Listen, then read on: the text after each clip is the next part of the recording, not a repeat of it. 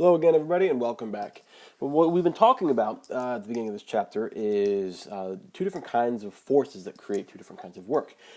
Conservative forces and non-conservative forces. And we just got done talking about how with a conservative force, if you apply a force and move that force through some distance from point A to point B, the amount of work done, or you might say that the change in energy between A and B is going to be the same regardless of the path. You can take this pink path right here, the purple one, the green one, or so forth, and as long as you start at A and end at B, or vice versa, it's going to be the same amount of work that is done, or same, you might say, change in energy that is done between point A and point B with a conservative force.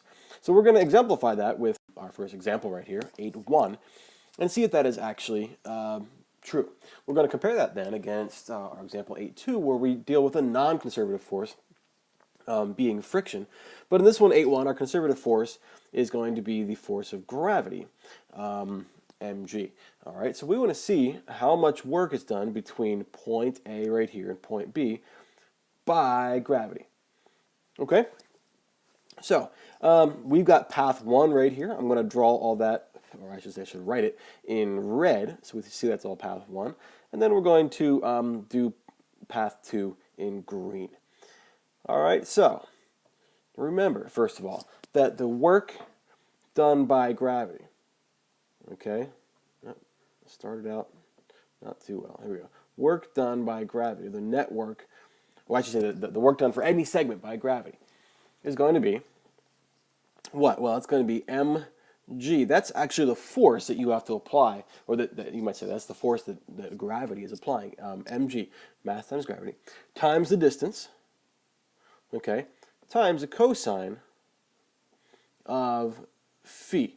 All right, and phi is the angle between the force and the distance traveled. Okay, the angle between them right there. So let's establish that, and then for our first one, I'm actually going to start by writing out the actual values, because we do have values. We have the mass of the object, so the mass is 4.57 kilograms, and we even have, nope, that's it, okay, 4.57 kilograms. All right, so the work from the work from A to B along path 1.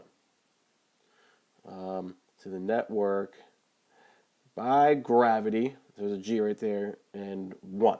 Okay, so it's quite a subscript there. Net work done by gravity for path 1. All right, well, we've got our first segment right here from A to the end of this segment right here. Well, remember, mg always is directed straight down. mg right here. So mg is the force that is applied by gravity. mg. Oh, you know what? I said I was going to write in the units, and I am. Or write in the numbers, and I am. What is our mass? 4.57 kilograms times g, which is 9.81. Okay, meters per second squared. Times what? Well, times the distance, right? Times the distance traveled. So in this case, it's 1.0 meters. And here's where you need to be aware of the direction that it's moving and the direction that the force is being applied. Well, it's moving up, but the force is being applied down. So that's a 180-degree difference. And so that is our phi. So cosine of 180. Well, if you key that in, cosine of 180 becomes -1. So right here, you're moving up, gravity's acting downward. So gravity, it should make sense, is acting against your direction of motion. So gravity is doing negative work from here to here. All right, but we also have this segment right here that we need to account for, so let's go ahead and do that. So that first little work segment, and now we have this work segment right here. Well, what is the force applied? Well, that's mg, right? 4.57 times 9.81 times what distance? That distance, I'm not sure if it's entirely evident, but that's that 3.0 meters is that distance right there. So we're going to multiply it by 3.0. And then multiply it by the cosine of the angle between them. Well, the force is acting downwards, but the direction is sideways, and so that's a 90-degree angle right there. 90 degrees. Well, what's the cosine of 90 degrees? Cosine of 90 degrees is 0, so that makes this whole thing 0. Now you're probably saying, well, why do I have to bother writing all that out? Well, this is to show that you can find the net work for all these segments. But if you know that, for example, right here, the direction of the force is at right angles to the direction of motion, you could probably just ignore that. But we're here right for here. We're just accounting for it. And we're making sure we have all of our works accounted for, and it just happens that this turns out to be 0. All right, but there is a certain amount of work that is done by this. 4.57 times 9.81 times 1 times the cosine of 180. And I believe that's going to be negative 48 point, no, I'm sorry, 43.8. I'm sorry, I mean 44.8. All right, 44.8. Well, we're talking about work, so it's going to be joules. Joules. So that's the amount of work done between point A and point B right here. Let's see if the same thing is true if we take the green path. Over here, up, and then over. So this is going to be a little bit longer, so I'm going to have to write a little bit smaller. I'm going to make a little skinnier line right here. Okay, and I'm going to write in green. All right, so here's our green, like so. And, okay, so the net work done by gravity for path 2. All right, for path 2. And I'm actually going to zoom in here a little bit, like so. Well, no, I'm not, because then you can't see the whole thing. My bad. I'll just have to write like so. That's fine. All right. Well, we're taking this gravity force straight down. That's our mg there, mg right there, mg there, and mg right here. And we need to account for that force and the direction of motion for all these various different segments. Okay. So the net force done by gravity, the net work done by gravity on segment 2. Let's go ahead and start. So this is it's going to be mg, right? Mass times. You know what? I'm writing general terms. Like I said, I promised I was going to be writing in actual value. So 4.57. That's why this is going to take up so much space. It's our mass, 4.57 times 9.81. So that's our mg. Times the distance. What distance is this right here? It's 6 meters, right? 6.0 times the cosine of the angle between them. This is our direction of motion. Here's our force right there. That's a 90-degree angle. That's going to wind up being 0. But we're still counting for it, okay?